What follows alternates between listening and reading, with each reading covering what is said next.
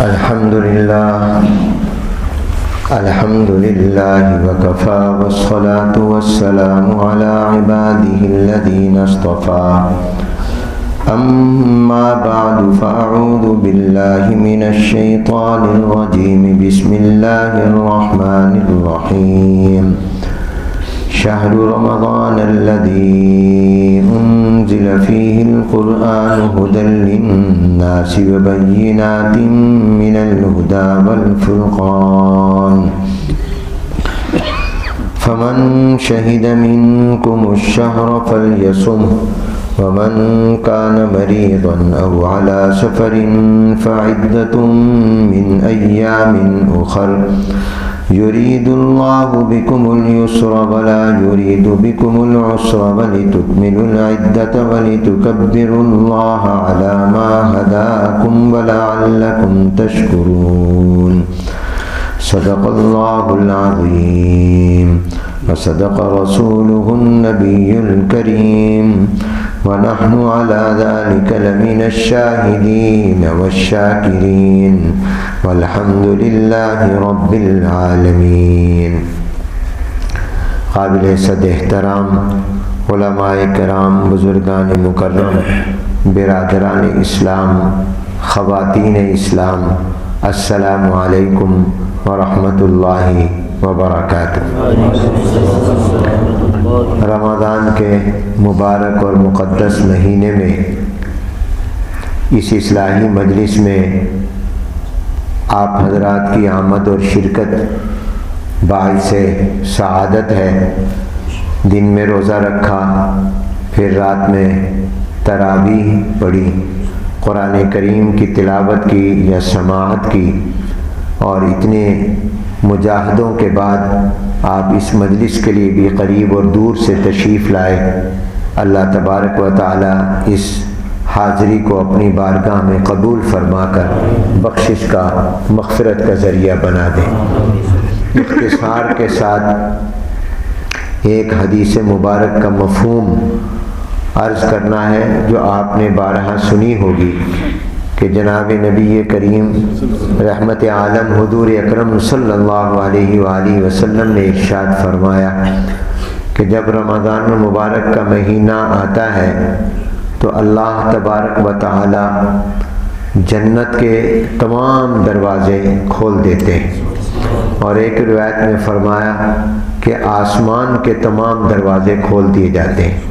فتحت ابواب السماء وفی روایت فتحت ابواب الجنہ، جنت کے تمام دروازے، آسمان کے تمام دروازے کھول دیے جاتے ہیں۔ اس کا مطلب کیا ہے؟ مطلب اس کا یہ ہے کہ اللہ تبارک و تعالی رمضان المبارک کے شروع ہوتے ہی، جو ہی رمضان کا مہینہ داخل ہوتا ہے اور اس کا آغاز ہوتا ہے، اللہ تعالیٰ اپنی رحمتوں کے، اپنی برکتوں کے، اپنی عنایتوں کے، اپنی محبتوں کے اور اپنی رضا کے اور اپنے کرم کے تمام دروازے کھول دیتے ہیں۔ اپنی تمام عنایتوں کے، اپنی کرم کے، اپنے فضل کے تمام دروازے اللہ کھول دیتے ہیں، اور وہ تمام اعمال اور وہ تمام کام جو جنت کی طرف لے جانے والے ہیں۔ جنت کے کئی دروازے ہیں، کسی دروازے سے نمازی داخل ہوں گے، کسی دروازے سے روزے دار داخل ہوں گے، وغیرہ وغیرہ۔ تو جنت کے تمام دروازے اللہ کھول دیتے ہیں کا معنی یہ ہے کہ اللہ تعالیٰ ان تمام نیکیوں کی توفیق عطا فرما دیتے ہیں جو جنت میں لے جانے والے ہیں۔ ان اعمال صالحہ کی توفیق عطا فرما دیتے ہیں، نماز کی توفیق، روزے کی توفیق، تلاوت کی توفیق، ذکر کی توفیق، صدقہ خیرات کی توفیق، تہجد کی توفیق، اور اللہ تعالیٰ درود پاک کی توفیق۔ تمام وہ نیک اعمال جو جنت کی طرف لے جانے والے ہیں، اور جنت کے دروازوں سے خاص اعمال والے جو داخل ہوں گے، تو اللہ تعالیٰ ان تمام نیکیوں کی اور اعمال صالحہ اور عبادتوں کی توفیق عطا فرما دیتے ہیں جن کے لیے اللہ نے جنت میں دروازے مخصوص کیے ہوئے ہیں۔ تو اعمال کی توفیق مل جاتی ہے، نیک اعمال کی توفیق ہو جاتی ہے۔ اور فرمایا وغلقت ابواب جہنم، دوسرا کام اللہ یہ کرتے ہیں کہ جہنم کے تمام دروازے بند کر دیتے ہیں۔ جو ہی رمضان آتا ہے جنت کے سارے دروازے کھل گئے، جہنم کے تمام دروازے بند ہو گئے۔ جہنم کے تمام دروازوں کے بند ہونے کا کیا مطلب ہے؟ اس کا مطلب یہ ہے کہ وہ گناہ جو جہنم میں لے جانے کا ذریعہ اور سبب بنتے ہیں، اللہ تبارک و تعالی رمضان کی برکت سے گناہوں کے تمام کاموں کے آگے رکاوٹ ڈال دیتے ہیں، دل کے اندر گناہ کی نفرت پیدا کر دیتے ہیں کہ میرا بندہ وہ گناہ کرے ہی نہ جو جہنم کی طرف لے جانے والے ہیں۔ جہنم کے دروازے بند کیے، مطلب یہ کہ اللہ نے گناہ کے دروازے بند کر دیے۔ اور تیسرا فرمایا وسلسلۃ الشیاطین، شیاطین کو جیل میں ڈال دیا جاتا ہے، شیاطین کو بند کر دیا جاتا ہے، شیاطین کو جیل خانے میں ڈال دیا جاتا ہے۔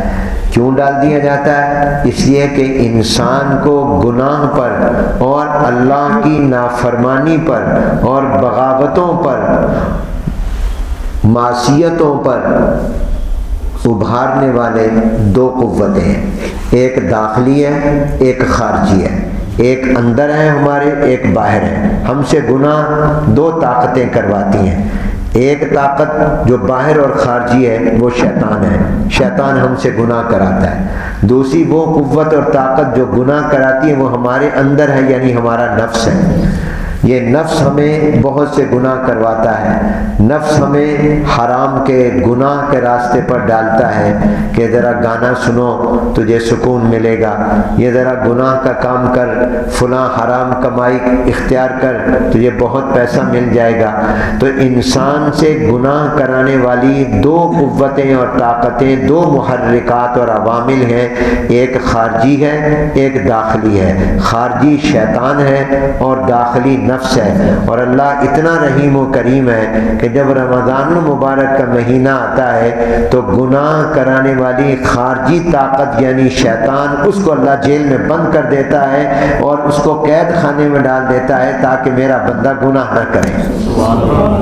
اس لیے آپ دیکھیں کہ رمضان المبارک میں گناہوں کی شرح کم ہو جاتی ہے، گناہوں کا تناسب کم ہو جاتا ہے، اس لیے کہ شیطان جس نے گناہ پر ابھارنا تھا، وسوسے ڈالنے تھے، اس شیطان کو اللہ نے جیل میں ڈال دیا۔ اب یہ نفس تو ہے رمضان میں یہ تو گناہ کروائے گا، اللہ نے کیا اپنا کرم فرمایا، اس نفس کے کنٹرول کے لیے اللہ نے 3 حکم دے دیے۔ دن کے اندر فرمایا روزہ رکھو، یہ روزہ بھی نفس کا مقابلہ ہے، کیونکہ نفس چاہتا ہے مجھے کھلاؤ، نفس چاہتا ہے مجھے پلاؤ، نفس چاہتا ہے میری خواہشات پورا کرو۔ تو نفس کے گناہ کے تقاضوں کو روکنے کے لیے اللہ نے روزے کا حکم دے دیا۔ جب تم روزہ رکھتے ہو تو گویا تم اپنے نفس کا مقابلہ کر رہے ہو۔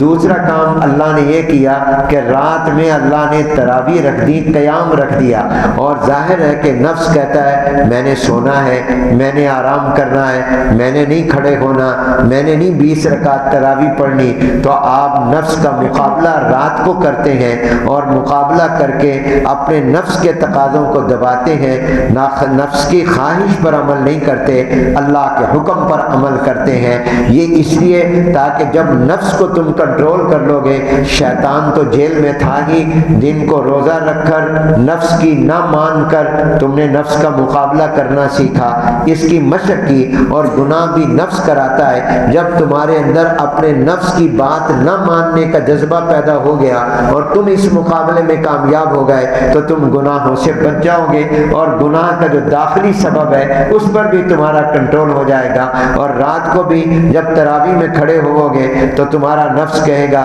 کہ مجھے تو سونا ہے، مجھے تو گرم بستر چاہیے، مجھے تو آرام کرنا ہے۔ آپ اس کا مقابلہ کریں گے، اس مقابلے کے اندر آپ کا نفس مغلوب ہو جائے گا اور آپ کی ایک مشق ہو جائے گی کہ میں نے نفس کی بات نہیں ماننی، میں نے رب کی بات ماننی ہے۔ اور تیسرا یہ کیا کہ اللہ نے اپنے کلام قرآن کریم کریم کی تلاوت کا حکم دے دیا کہ جب تم کھڑے ہو تو خالی نہ کھڑے ہو بلکہ تراویح میں قرآن کی تلاوت کرو اور قرآن کو سنو.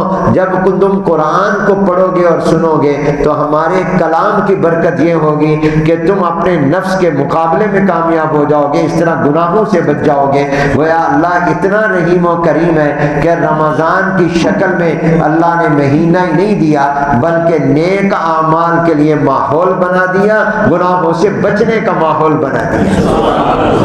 کتنا پاکیزہ ماحول اللہ نے عطا کر دیا. اللہ چاہتا یہ ہے میرا بندہ گناہ نہ کرے, گناہ شیطان کروائے گا, اس کو میں نے جیل میں ڈال دیا.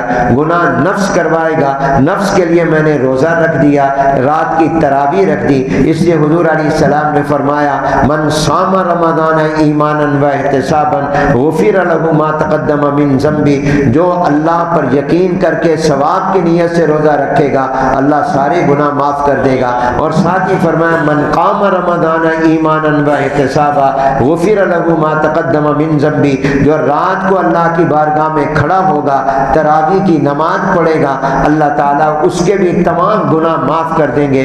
تو سیام اور قیام اور اپنے کلام کو اللہ نے اس لیے رکھا تاکہ داخلی سبب اور داخلی قوت جو گناہ کرانے کی انسان کے اس کا مقابلہ ہو جائے اور انسان اپنے نفس کی خواہشات کو کچلے.